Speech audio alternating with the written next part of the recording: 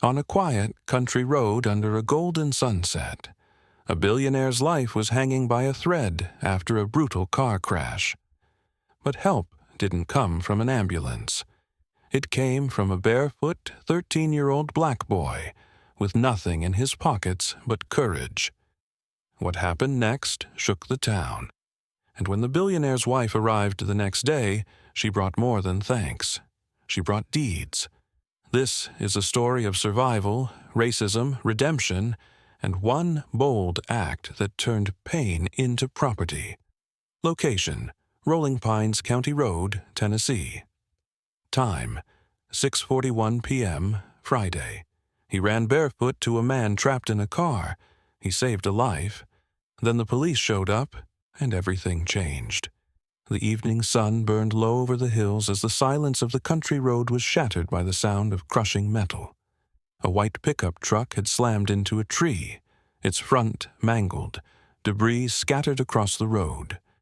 13-year-old Malik, walking home from picking up odd cans for recycling, heard the crash and ran toward it.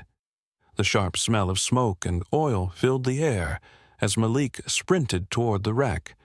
Leaves fluttered to the ground, disturbed by the impact. Tires spun slowly, a low whine piercing the quiet. Inside the crumpled vehicle, a man groaned. Blood dripped down his forehead, his suit torn, one arm limp and pinned between the door and the steering wheel. His glasses were cracked, and his breathing was shallow. "Sir, I'm here!" Malik shouted, kneeling beside the door. He tugged at the handle, but it would not budge. He placed a hand on the window, trying to make eye contact. The man turned slightly, his eyes clouded but alert. With a shaky hand, he reached into his jacket pocket and pulled out a phone. His fingers barely held on as he extended it toward Malik. "Call. My wife." Malik grabbed the phone and nodded. "Yes, sir, I will. Just stay awake. Help is coming." He stood up and looked around. No other cars, no people, just trees and silence. He dialed the emergency number first, giving the dispatcher the road name and describing the scene. Then, using the recent contacts list, he found the wife's name. "Hello?" the voice answered. He kept his voice steady, just like his mom always taught him. Panic helps no one. "Where are you watching from? What would you do if you saw someone in need?" Drop your thoughts below. Malik had been helping his mother ever since his father passed away. Life had shifted from difficult to survival mode in a matter of months. His mother picked up double night shifts at the county hospital, cleaning floors and scrubbing baseboards. Malik, barely 13, learned to handle meals, homework, and his younger sister's bedtime routine without being asked. Most days after school, he pushed a cart through alleys and back roads, collecting empty bottles and cans. The rustling sound of aluminum in a plastic sack was a familiar rhythm. He returned them for change and saved every cent. Once in a while, he got lucky with an odd job, mowing a lawn or walking a neighbor's dog. He kept his shoes clean with a rag and patience, and held tight to the dream of becoming a firefighter. "It ain't about money," he once told a friend while walking home from school. "It's about showing up when people need you." He meant it. Even with so little, Malik gave what he could. When the neighbors were sick, he carried soup. When his sister lost her pencil case, he made her a new one from a cereal box and tape. Home was a faded trailer on the far edge of town, parked in a lot with cracked pavement and tall weeds. But inside, it was bright. His mother kept it clean, and his sister's laughter filled the small spaces with life. Malik studied by flashlight when the power flickered, and he knew how to make a meal stretch for 3 days. Still, he never complained. The man in the crash was someone from a different world entirely. Charles Whitmore was a name on signs across the state. Tall, silver buildings with mirrored glass, sleek shopping centers, and gated communities. He had built them all. People knew him as a quiet tycoon, rarely seen in public, always in a tailored suit and surrounded by wealth. Charles had grown up in luxury, boarding schools, private planes, black-tie galas. His circle included politicians and CEOs. He had never met a boy who collected cans to buy socks. Not until that moment, when fate flipped a truck and dropped him into Malik's world with broken ribs and a shattered phone. In that single act, running toward danger, calling for help, staying steady, Malik proved something Charles had forgotten. Character had nothing to do with income. And that road, quiet and empty except for leaves and scattered glass, became the bridge between two worlds. Have you ever fought for something with nothing but grit? Tell us what kept you going. Malik dropped the phone into his pocket and ran back to the crumpled truck. Smoke now drifted steadily from beneath the hood, curling through the cracked air vents. The acrid scent stung his nose, but he did not hesitate. The man was slipping in and out of consciousness, his head lolling slightly to the side. "Sir, I need to get you out of here," Malik said, more to keep himself steady than anything else. He grabbed the door handle again and pulled. It groaned, stuck from the impact, but Malik put his full weight into it. With a grunt and one hard yank, it popped open, sending a creak through the broken frame. Malik crawled halfway into the vehicle, reaching under the man's good arm to unclip the seatbelt. The older man winced and coughed. His breathing labored. "Hang in there," Malik whispered. "You're not going anywhere on my watch." Bracing himself against the doorframe, Malik pulled him out, inch by inch. It was not graceful. The man's body was heavy, and Malik's arms trembled with effort, but he did not stop. The dry leaves and gravel crunched under their weight as he dragged him a safe distance away from the vehicle. Once on the grass, Malik took off his shirt and folded it around the bleeding arm. He tied it tightly, just like he had read in a first aid book he borrowed from the library. "Stay with me, mister," he said, holding pressure on the wound. "You're going to be okay. Just stay awake." The man's eyelids fluttered. "You, a paramedic?" Malik gave a short laugh. "Not yet. But maybe one day." He leaned closer as the man's breathing became shallow. Panic nipped at the edges of his thoughts, but he pushed it down. He slapped the man's cheek gently, just enough to keep him alert. "Don't sleep. You're going to make it. Keep your eyes open. Look at me." Minutes passed. Each one felt like an hour. Malik kept his hand on the man's arm, his other gripping the phone in case he had to call again. Then, in the distance, the rumble of an engine. A beige sedan rolled up the road slowly. An older couple inside stared wide-eyed at the wreck before them. The car stopped, and the woman jumped out with her own phone in hand. "We're calling for help," she shouted. "Already did," Malik replied. "Just keep the road clear. They should be here any minute." The man inside the car nodded, pulling forward to make space. Malik turned back to the injured man. He was still breathing, but barely. "You're doing great," Malik whispered. "Just a little longer." The sound of sirens finally broke through the trees, growing louder by the second. Red and blue lights flashed across the grass as the ambulance rounded the curve. Have you ever had to be the calm in someone else's storm? Share your moment of courage. As the ambulance crew worked swiftly around the stretcher, a second wave of flashing lights pulled up. A police cruiser screeched to a stop behind the wreck, tires crunching glass and debris. Out stepped a tall officer with dark sunglasses and a rigid posture. He scanned the scene, his gaze landing instantly on Malik. Without hesitation, The officer marched forward.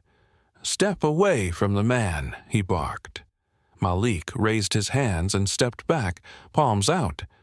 "I helped him out the car. I was trying to help." The officer's eyes narrowed. He stepped in closer, towering over Malik. "You expect me to believe that? A man in a suit like his and a kid like you hanging around out here alone." Malik swallowed hard. "Please, just ask the medics. I called 911. I wrapped his arm with my shirt. I didn't do anything wrong." The officer ignored him. He turned and knelt beside the unconscious man, reaching into his jacket to pull out a slim leather wallet. He flipped it open and examined the ID. "Name's Charles Whitmore," he muttered to himself. Then louder, to Malik, "So what? You thought you'd rob someone important and get away with it." Before Malik could respond, the officer shoved him backward. Malik stumbled, falling hard onto the dirt. The impact knocked the wind from his chest. Gasps rose from the small crowd that had gathered, including the older couple who had first stopped. One of the EMTs turned sharply. "Hey!" she shouted. "That kid pulled him from the wreck. He kept him conscious. He saved him. I saw it." The officer paused, wallet still in hand. He looked around, realizing for the first time that he was not alone. Another medic added, "He tied off the bleeding and kept him calm.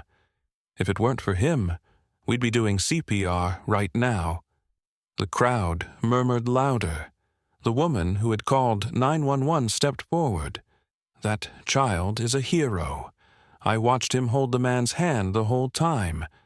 Malik sat up, dust clinging to his elbows. He looked down, his heart racing, his throat tight.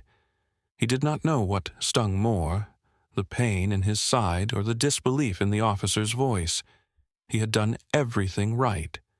He had run toward danger, not away. He had called for help, stayed calm, and given everything he had. And still, someone looked at him and saw guilt. Another police cruiser arrived, and a second officer approached, asking questions quickly. "Have you ever been wrongfully judged just for showing up? Tell us below." The tension still clung to the roadside like smoke, heavy and bitter. Malik stood near the shoulder, dust coating his pants and arms, the sting of the officer's shove still fresh in his mind. Around him, the low chatter of the growing crowd filled the silence the sirens had left behind. Just as the officer turned away, the couple who had first pulled over stepped forward. "Officer," the woman said clearly, her voice firm, "this boy saved that man's life. We saw the whole thing." The officer hesitated, his hand resting on his belt. Her husband added, "He ran straight into danger." No hesitation. He pulled the man out and kept him conscious until help arrived. The EMT who had treated Charles Whitmore nodded in agreement. He was applying pressure and clearing the man's airway before we even opened the kit. If he had not acted when he did, it would have gone another way. Another voice came from the growing group of onlookers. A local farmer who had walked down from a nearby field pointed at Malik. "I heard the crash from the barn. By the time I got here, this boy was already kneeling by the man, calling for help and doing everything right." The officer shifted on his feet. His expression changed slightly, but he said nothing. He stepped back without further comment, his posture less rigid than before. Malik stayed still. He kept his head high, though his eyes burned. Not from tears, but from everything that had just happened. The effort it had taken, the weight of being doubted, the ache of being seen only after a defense was made. One of the paramedics glanced at him and offered a soft smile. "You can ride with us if you want." Malik shook his head. "I'll walk. I just wanted to help." The doors of the ambulance swung open. Inside, the man he had saved lay strapped to a gurney. oxygen mask over his face, monitors beeping gently. As the EMTs made final checks, Malik stepped closer. He placed one hand gently on the side of the door. "Thank you, sir," he said quietly, "for trusting me, even when others didn't." Mr. Whitmore, barely conscious, blinked slowly. His hand moved slightly, and though weak, he gave the faintest nod. Then the doors closed with a soft thud, and the ambulance pulled away, red lights fading into the distance. Malik stepped back onto the grass, the crowd slowly dispersing around him. His heart still beat hard in his chest, but now it beat with something more than adrenaline. It beat with a quiet pride. He had shown up when it mattered. The couple who had spoken up walked back to him. The woman placed a hand on his shoulder. "You were brave," she said. "Do not let anyone make you feel small for that." Her husband nodded. "We have grandkids. If any of them ever needed help, I'd want someone like you nearby." Malik nodded, unsure what to say, the weight of their words both comforting and surreal. He had come out that evening to collect cans. He had not expected to become a hero. He had not expected to stand in front of a man bleeding from the head or be accused of something so far from who he was. But when the moment came, he did not hesitate. And now strangers knew his name. Have you ever had strangers step up for you? How did it feel? The next morning, the small town buzzed with a different kind of noise. It was not sirens or murmurs from the roadside, but headlines. News spread like wildfire through radio shows, newspapers, and social media posts. The man Malik had saved was not just any man.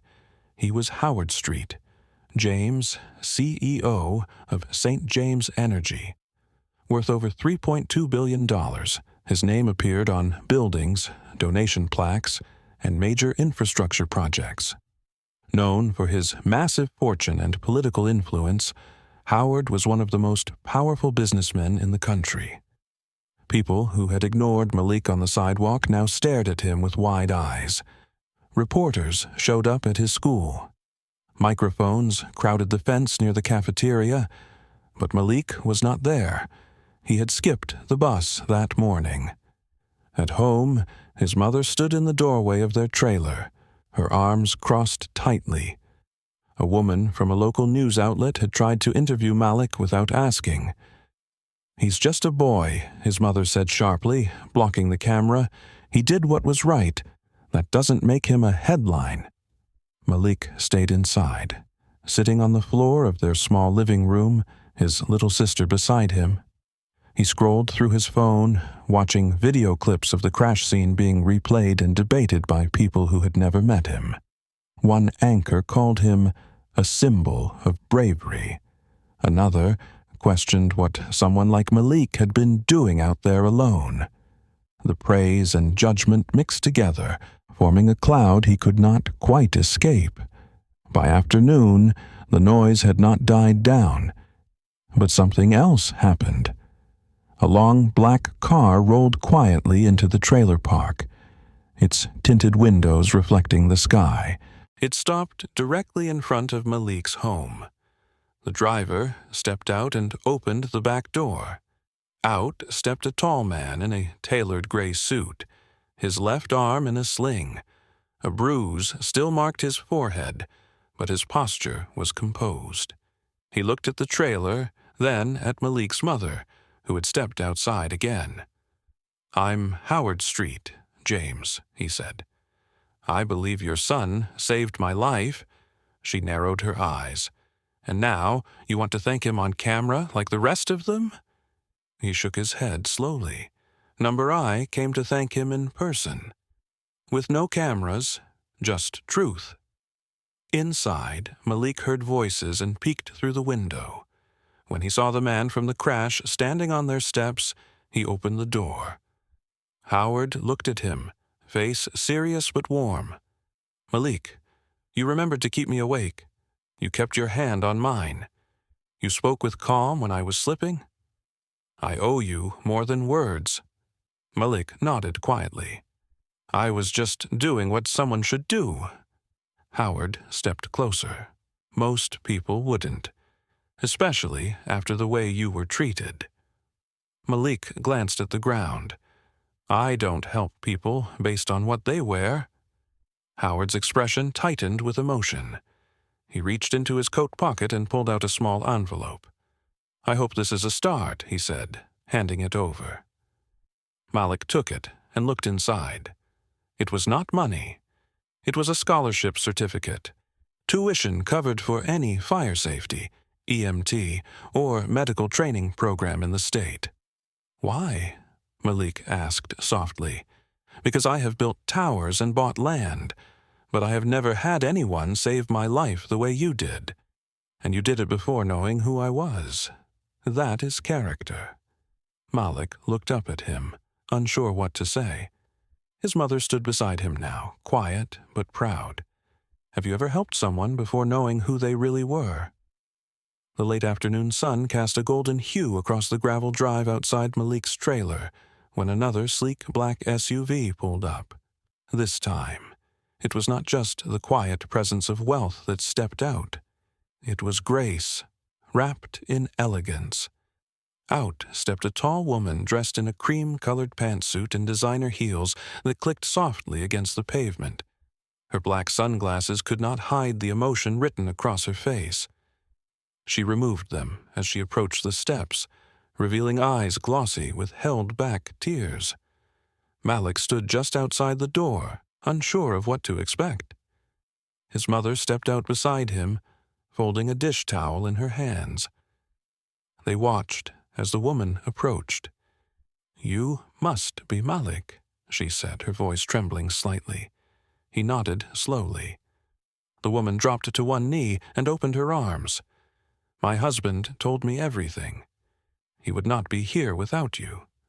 For a moment, Malik hesitated. Then he let her wrap him in a hug. She held him gently but firmly, as if anchoring herself to a truth she had almost lost. When she stood, she turned to Malik's mother. Mrs. Jefferson, I am Evelyn St. James. I know who you are, his mother replied calmly. Evelyn offered a warm, steady smile. Good, because I came here not to make a gesture, but to correct a wrong. She handed Malik's mother a thick folder, bound in deep blue with a gold seal pressed across the front. This is a deed, she said. That plot of land next to yours, it's yours now, free and clear. Malik's mother opened the folder slowly, her fingers trembling as she scanned the legal pages. Her mouth parted slightly in shock, but she said nothing. Evelyn continued, and inside that folder, you'll also find a trust fund agreement. It covers Malik's education, not just college, but every step before and after. Supplies, travel, housing, whatever he needs. Malik blinked, stunned. He looked from the folder to the woman, then back to his mother. I just wanted to help, he whispered. Evelyn stepped forward again, placing both hands on his shoulders. And that is exactly why you deserve everything in that envelope. You helped with nothing in your hands, but everything in your heart.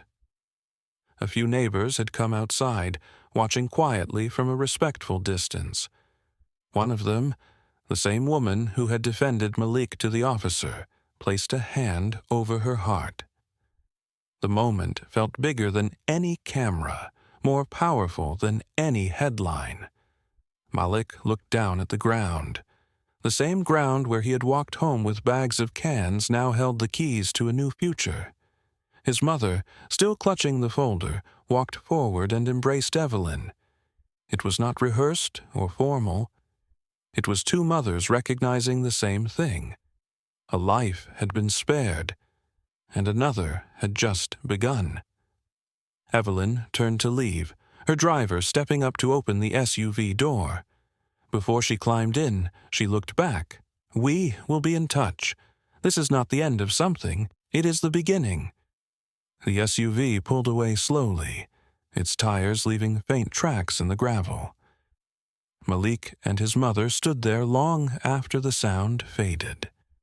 The folder in her hands weighed more than paper. It held legacy, trust, and change. Malik whispered again, mostly to himself, "I just wanted to help." His mother placed a hand on his shoulder, her eyes still wide. "And that's exactly what you did. Has gratitude ever come back to you in a way you didn't expect? Tell us how the evening sun dipped low over the quiet neighborhood, casting soft orange and pink streaks across the sky." Malik and his mother stepped out together, walking toward the plot of land that now belonged to them. The grass was tall, swaying in the breeze, and the earth beneath their shoes felt different somehow, firmer, more permanent. They walked in silence at first. Every few steps, Malik bent down to pick up a stick or a rock, tossing it aside like he was already preparing it for something new. His mother held the folder of paperwork close to her chest, the edges now curled from her grip. As they reached the middle of the lot, she stopped and looked around. A single bird flew overhead, its wings cutting across the fading light. "This is ours now," she said quietly. Malik looked up at her, eyes shining. "All because of who you are," she added, reaching out to gently smooth the collar of his shirt. He turned slowly, letting his eyes trace the edge of the property, the line where weeds met gravel, and the place where wildflowers had started to bloom. "Mama," he said, voice soft but steady, "maybe I can build a fire station right here one day." She looked at him with surprise, then laughter. "A fire station?" He nodded. "For the town, for people like us. A place where kids like me can train and learn, where no one gets judged for how they show up." She blinked, her expression melting into something tender. "And I'll be the first to bring you lemonade," she whispered, wiping the corners of her eyes. They stood there for a long time, letting the silence speak between them. A warm breeze passed, rustling the leaves and their clothing. The smell of dry earth mixed with the faint sweetness of nearby jasmine.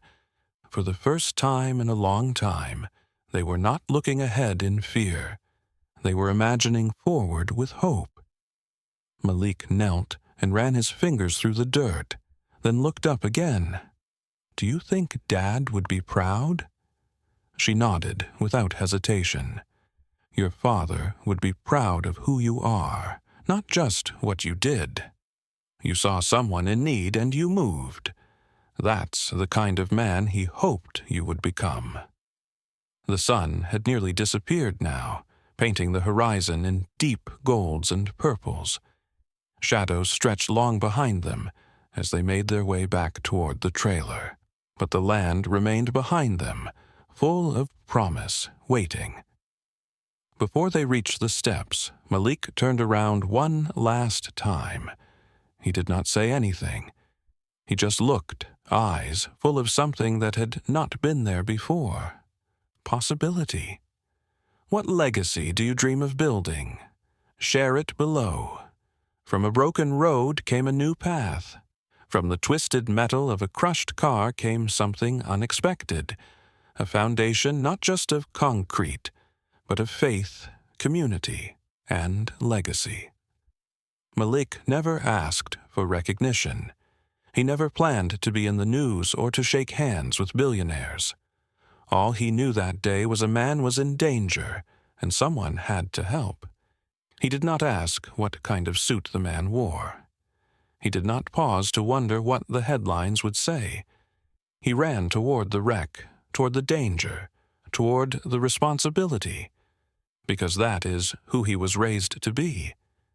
Malik's town now sees him differently, not because his address changed or because reporters came calling, but because his actions showed what it means to lead without authority and to love without condition. The boy, who once walked barefoot with empty pockets, now owns a stretch of land beside the home where he grew up. But more than that, he owns the respect of his neighbors, the gratitude of strangers, and the promise of a future wide open. He still dreams of being a firefighter. But now that dream feels closer. He has mentors.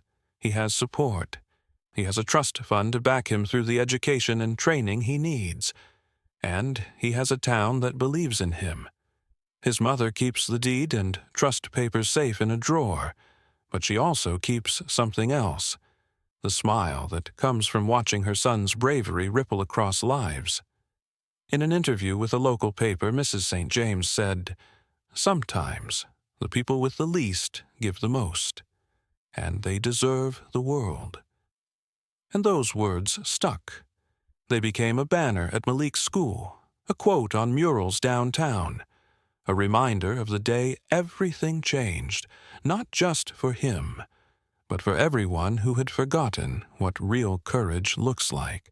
Malik walks with his head higher now, not because he is proud, but because he knows that helping someone in need was enough. More than enough. It was everything. He has not let the fame change him. He still helps carry groceries for his neighbor. He still walks his sister to school. He still returns cans at the same place down the road, not for the money, but because old habits make him feel grounded. And when he passes that new plot of land, he smiles, because he knows one day it will be more than land. It will be a station, a classroom, a shelter, a place that begins with one name, but belongs to many, from that single moment, on that quiet road, with no lights and no guarantees, came a story that proves doing the right thing matters, even when no one is watching, especially when no one is watching. If you believe bravery should be rewarded, share this story. The next Malek could be right around the corner.